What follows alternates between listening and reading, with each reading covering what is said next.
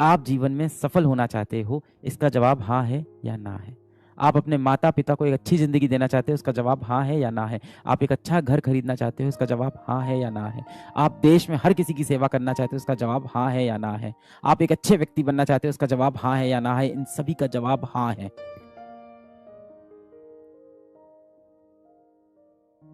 पर आप कर नहीं पा रहे हो, क्योंकि परेशानी सच में बड़ी है। परेशानी सच में बड़ी है। एक अदृश्य दानव है, एक अदृश्य शैतान है जिसने हमारे मस्तिष्क पे पूरा कब्जा कर लिया है। वो अदृश्य है, ये कलयुग है। वो जो दानव है, वो जो शैतान है, वो सामने दिखाई नहीं पड़ेगा। और ये शैतान इंसानों द्वारा ही बनाया गया है। आप पुराने समय में देखो, जितने भी राक्षस बनते थे वो भगवान से ही आशीर्वाद लेके बनते थे। बड़े बड़े उनको आशीर्वाद मिल जाते थे, फिर बड़े बड़े राक्षस बन जाते थे। जितने भी बड़े आप राक्षस देखो, उन सभी को किसी न किसी भगवान ने ही आशीर्वाद दिया होता है। आज के समय में जो कलयुग के राक्षस हैं, उसको इंसान ने बनाया है। ऐसे राक्षस हैं जो आपका समय आपसे लेना चाहते हैं। ऐसे राक्षस हैं जो आपकी जिंदगी आपसे लेना चाहते हैं। ऐसे राक्षस हैं जो आपका लक्ष्य, आपका सपना, आपकी सोच, आपका परिवार, आपका भविष्य सब आपसे छीनना चाहता है।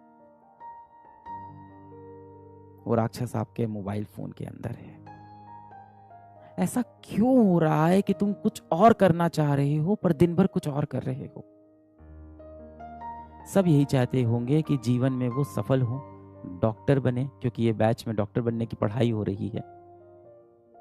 पर ऐसा क्या है कि आप दिन भर वो काम कर ही नहीं रहे हो जिससे आपको आपका लक्ष्य मिले? सीधे शब्दों में आप समझो, आप अपने जीवन का जो कंट्रोल है, आप अपने जीवन का पूरा कंट्रोल एक शैतान को दे चुके हो, जो अपने हिसाब से आपके जीवन को चला रहा है। जो आपका मन होता है ना, वो बहुत चंचल होता है।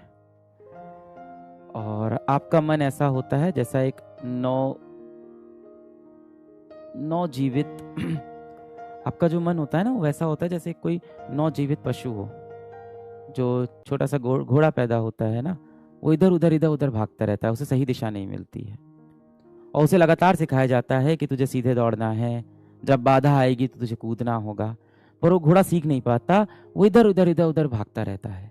जिस तरह से एक नवजात पशु का दिमाग होता है ना, कि इधर उधर भागता रहता है, ठीक वैसे ही आपका मन होता है।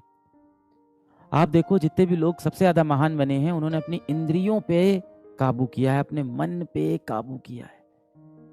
बाहर दुनिया को जीतना बहुत आसान है बेटा। सबसे पहले आप अपने मन को जीतो, अपनी इंद्रियों को जीतो, अपने ऊपर कंट्रोल लेके आओ। जब तक आपके जीवन का कंट्रोल दुनिया के पास है, तब तक आप कुछ नहीं कर पाओगे।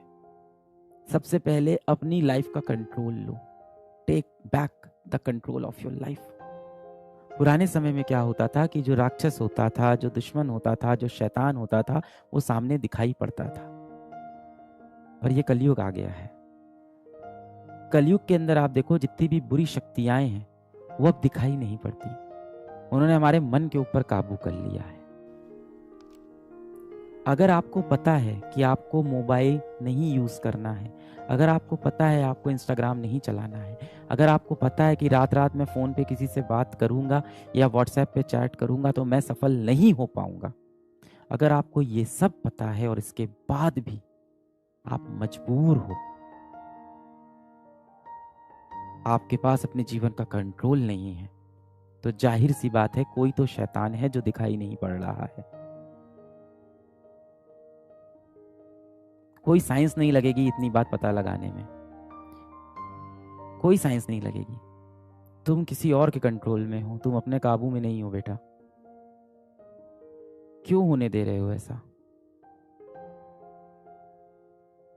अगर सच में तुम्हें जीवन में सफल होना है, और अपने माँ बाप के लिए क्यों, अपने लिए जीवन में कुछ करना है, अपना नाम बनाना है, अगर अपना नाम रोशन करना है। मैंने एक दिन कहा था कि माँ बाप नाम रख देते हैं, पर नाम बनाना बेटे या बेटी का काम होता है। माता पिता आपका नाम रख देते हैं कि आपका नाम रख दिया आशु, पर इस नाम को बनाने का जो काम है वो आपके ऊपर है। अगर आप सच में अपना नाम बनाना चाहते हो, अगर आपके सच में दिल में ये इच्छा है कि आप जीवन में कुछ बड़ा करोगे, तो आप दिन भर ऐसा कर क्यों नहीं पा रहे हो? आप फंस क्यों गए हो? जो प्रॉब्लम्स आपको लग रहा है कि चली जाएगी, क्यों नहीं जा रही है? क्योंकि इन सभी प्रॉब्लम को शक्तियां मिली हैं। किसने दी?